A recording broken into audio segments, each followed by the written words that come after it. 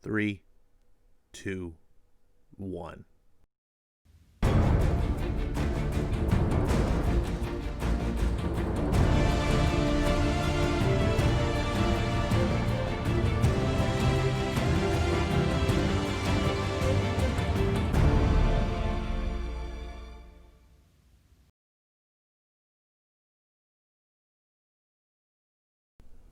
What's going on, everyone? You're watching Ash on Comics. My name is Ash. Here's today's comic, Hawkman 24. Now, if you've followed me at all on my channel or just talking on Twitter, you know that Hawkman is probably my favorite. It's my favorite comic at DC, and it's exceptionally well written. Robert Venditti has become one of my favorite modern writers. He just knows how to tell a comic book story. And, you know, full disclosure, I didn't like Hawkman before this run. I was prejudiced. It wasn't like I hated Hawkman because I'd experienced him and I knew what I was talking about. I didn't know Hawkman. I just looked at him, I was like, that's a stupid costume. The concept of a dude with wings flying around. It's one of the tropes of comic book characters that is probably second only to archery characters as for me, like how silly and uninteresting they are. Like I can't stand Angel in X-Men. Angel only became interesting for me when they made him Archangel as one of the four horsemen for Apocalypse. I was like, okay, now he's not just a winged character. But a dude just flying around with wings, I'm like, okay, whoop-de-doo. Like, maybe back in the 40s and 50s that would have been a big deal, but like today you're just like, oh, look. Oh. So same thing with bows and arrows. I'm just like, really? So Hawkman I always considered that way. Now I didn't know the character. Fast forward, I pick up Venditti's run, this Hawkman series. I read it, the issues 1 through 12. I've talked about it again and again. I have made a video talking about it called Advocating for Hawkman, which talks about that first 12-issue run. Phenomenal. I love this comic. It's what I love about comics. And for a while, Hawkman, this run, it never got bad, but it took a dip, noticeable dip, and it was right around the Year of the Villain stuff, because part of the problem was that first 12-issue arc is so good, living up to that is just super hard to do. But then the artist that you see here on the cover, Brian Hitch, he decided to leave and go on other projects, like Batman's Grave that no one cares about, and the art really took a downturn, especially during the Year of the Villain stuff. And the story, no matter how good the story is, you're just like, I can't stand looking at this. It's so ugly. But that's gone now. The art is good again, and the writing is back to what it once was. And like I said, not that it ever got bad, but it feels like where we're coming into on issue 24 here is revisiting the territory of the first 12 issues. It's getting back into the mythology of Hawkman, who he is, where he comes from, why he does what he does. That's what those first 12 issues talked about, his origin as this thing called the Deathbringer. Let's get into this book. Now remember, kids, you need to maintain social distance at all times. In case you didn't know that, in case you've been under a freaking rock for the past 3 months, DC Comics is here to promote the propaganda. So, as you can see, now this is not Jim Lee art, right? I'm not trying to tell you this is the greatest art ever, but it really works for Hawkman. You know, this is a comic that currently sells less than 20,000. You're not going to put a superstar artist on it. So, for this level, I think I'm liking this art better than the current Batman run, to be honest. I would take this guy. And we're back. If you've been reading the series, you know that the very last issue, he went through this portal and they went to who knows where. Well, where they are is the other side dimension that Hawkman banished all the Doombringers to back in the day, like however many eons ago when he started off. And apparently, like the dark god that they're trying to summon was kind of, I don't know if he was banished here, but you got to read the issues 1 through 12. I don't want to go back and talk about that, but this is bringing it full circle. As you can see, Shiera is in the picture. She is part of Hawkman's origin issues 1 through 12. The issue number 7 is the origin issue. And if you think you know Hawkman's origin, you do. Venditti didn't change his origin. What he did was added details to it that you didn't know. Shiera is a big part of his origin and why he turns essentially from the dark side to the good. And I personally love this story as a whole, not just this particular issue.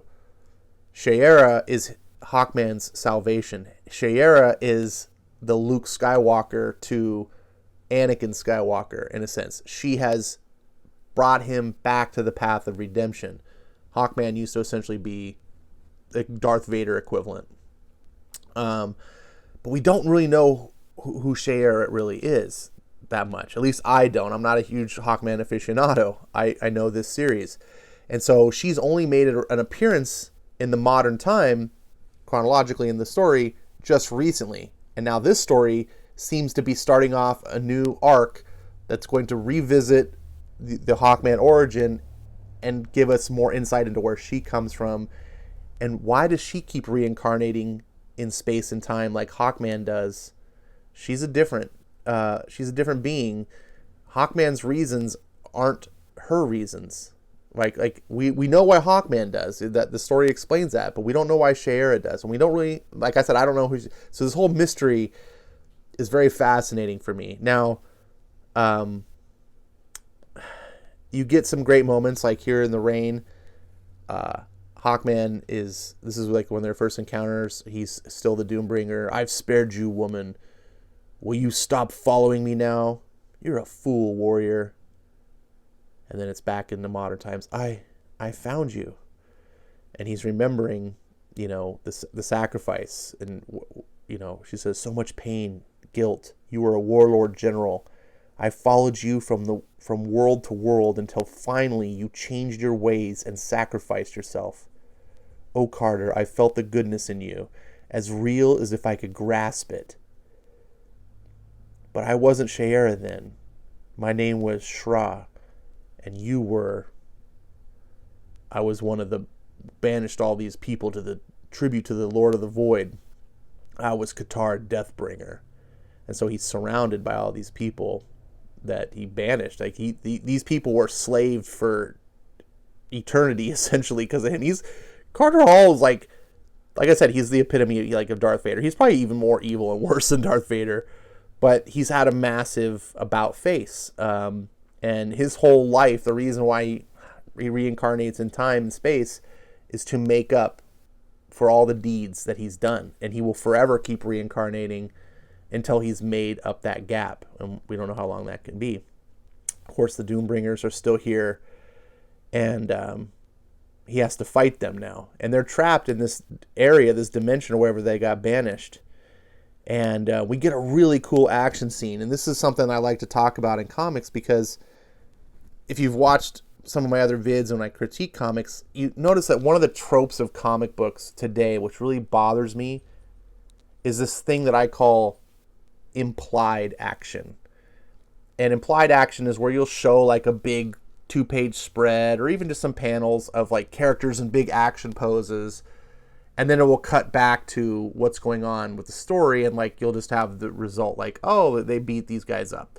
But you don't actually get to see the action play out. You just know, hey, there was a fight right here. Look, there was a cool pose. Someone got blasted. Let's move on. Because the writers themselves don't feel like they're interested in telling action stories. They know that action has to happen, but their interest is not in the action. As a comic book fan, my interest is in the action. And Venditti is an old school, classic style writer who seems to get that too. So we see the Doombringers like, overseers, capture him. Mind if I introduce myself to your friends? And then 2-page spread, they leap into the action. And then the fight's on. And it's just like, bam, smash. And you get some cool shots. And normally this would be kind of it. And it would cut to the rest of like what's going, oh, we beat those guys. Cool, move on. But nope. Deathbringers.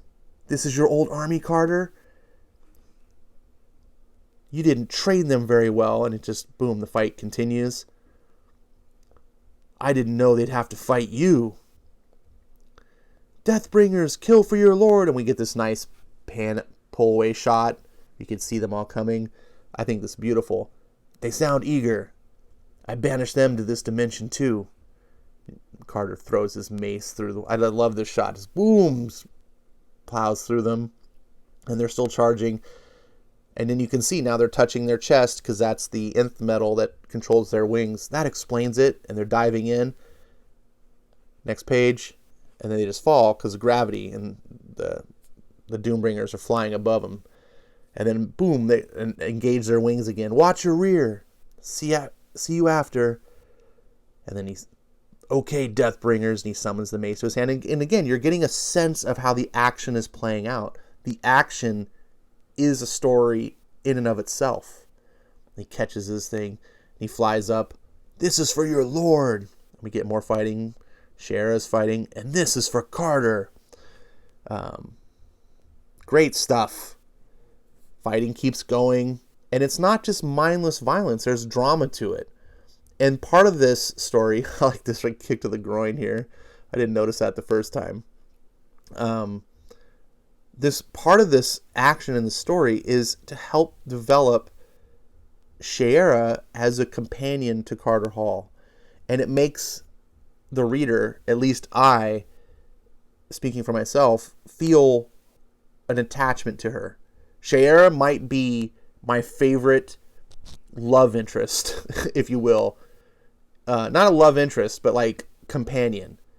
You know, you have characters like you have Spider-Man and Mary Jane, right? You've got Scott. Well, you used to have Scott and Jean Grey. Scott Summers, Jean Grey. Well, I don't know where that's going. You know, you've got Mr. Fantastic and Sue Storm. You've got Superman, Lois Lane. You've got, God, Batman and Catwoman. You've got these romance like relationships in comics, and most of them are good. Like, I love Superman, Lois Lane is fantastic, and Spider-Man, old school Spider-Man, Mary Jane was fantastic. Those were great, but this feels right to me. This is something that that I would want, a woman like this. The woman that's a true partner in every level, she's not just a damsel in distress, which I don't have a problem with, but she's not just that. She's also not the butchy, like, I don't need no man type of thing. She's here. She makes Carter better. And my view as a man, I don't know if you're male or female in the audience, or if you're listening, what your perspective is, but my view as a male is women make men better. They can also be terrible and destroy men, and that's a topic for another day. But they're fragile creatures in a physical sense, but they're strong creatures in an emotional sense. There are things that men are very fragile at that a good woman fills in those gaps and makes us feel whole. I think if you understand what I'm saying, then you understand what I'm saying, and that didn't make any sense, but hopefully you understand what I'm saying. And Shayera is that type of a woman for Carter. Like, Carter's strong. There's a lot of things he can do, but there's things that he's weak at. And Shayera doesn't have to be the baddest of the baddest to like stand up. Now, she can hold her own in a fight, but I think it's clear, and Venditti doesn't ever try to say like, oh yeah, you know, she's just as tough as Carter, maybe more. You know, the constant bullshit that I read in Superman, where it's like Superman's constantly having to emotionally validate Supergirl, like, oh, you're actually better than me, Kara. Like, you don't have that there, and that's a sign of weakness to me. A weakness in the writer, a weakness in the characters, both characters. Like, Supergirl just feels weaker to me when Superman has to keep validating her and say like, no, you're really the best. Shayera, I know, is awesome because she doesn't need that. Anyways, I'm way off in the weeds. The fight just continues, and during the fight we get some dialogue, and Carter's just, talking about how this is his fault and he's the cause of this, and there's a lot of story just kind of intermingled here, and what it all really comes down to, here, there's the end of the fight. We hear this, drop the mace. And Carter turns around and goes, what? Do it, or I'll crush her throat. So here we see, Cher is not the end-all, be-all. How many times do you get to see this in modern comics? Like, oh, the woman is in distress. The man has to save her. Not often. But here, Venditti's not shy of that. And it doesn't make Cher weak. They fought a huge horde of Doombringers that trained by Carter Hall himself. And look at this next panel. You'll both stand before the Lord. And she responds, look at her. Why is this peacock still clucking, Carter? She's not kicking his ass. She's just wondering why the hell is Carter Hall not kicking his ass? Like, why is he still talking? And Carter's just like, because he doesn't want to hurt her, right? Stop overthinking. And then throws, boom, just right into the face. Can we go now? And again, this is Shara pushing Carter. Look, you're a better man. I believe in you. And when she believes in him, he believes in himself. And it's such a simple concept. You'd think anyone would get it. And it's so easy to write, but it doesn't happen. And so I read this and go, wow, this isn't so big. This is something you don't ever hardly see anymore. I don't take it for granted. And so now I'm like, I'm so thrilled to get something like this in a comic book. And then the people are like, you defeated them. All of them. And Carter explains to them, you're right to hate me. I'm the man who cast you here to spend an eternity as slaves. But I'm also not that man anymore. You don't have to trust me, and I can never erase what I did. All I can do is help you now.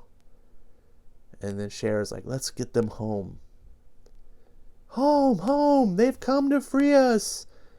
And you can see this is the plight of a truly oppressed people. Not what you see around in the city streets around us today, where people are like, oh, I'm so oppressed, No. A truly oppressed people don't have time to hold grudges. They don't have time to be like, oh, you're canceled, Hawkman. You're problematic. They don't have time for that. They're just like, we're free. That's all they care about. I imagine back in the 1800s when slavery was ended, or it was, about to be ended, I don't think slaves on the plantations were just like, we need to cancel those white motherfuckers. Like, no, they were like, oh, just get us free. Like, that's the most important thing. That's what a truly oppressed people. And again, reading the comic, I'm like, this reads true. It feels right to me, right?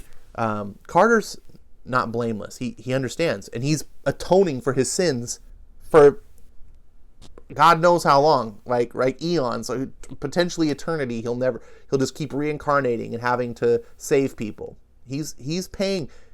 He's doing the time, right? Do the crime, do the time. Is that how that works? And then we get at the end of the comic book, Ktar Deathbringer, and the sky opens up. Recall the vow I spoke on the great day of your betrayal. Gah! I said not time nor space would hide you from me. I promised you you would be my weapon in the end. Your journey, your explorations and discoveries were all designed to bring you here to me, the Lord beyond the void. This is the end of your history. And so the Lord Beyond the Void, finally, 24 issues into the run, we get to see who he is. And and that's a comic book cliffhanger, right? You got the story, and it all wraps up kind of nicely. And then the very last page, like, oh shit. Next issue, The Power of 1,000 Lifetimes. This is Venditti's Hawkman. This is a small snippet of what I love so much about this book. This reminisces back to the first 12 issues, and I'm so excited because as good as the issues 13 through 23 were, that's fine. It's Hawkman running around doing adventures, and they were fine. They were good. No complaints. But now we're back to the greatness, and I'm like, yes, I can't wait to see what comes next. I love Hawkman and Shara, Hawkwoman. I want to see more of the mythology. I love this book. It's not a perfect book. I'm not going to give it 5 stars, but don't take that as a slight, because 5 stars is just exemplary. This was just a part of a whole. So 4 stars, very high 4 stars, and very much a meaningful book to me. Hopefully I was able to portray why. Hopefully I was able to give you a perspective that maybe you didn't have yourself.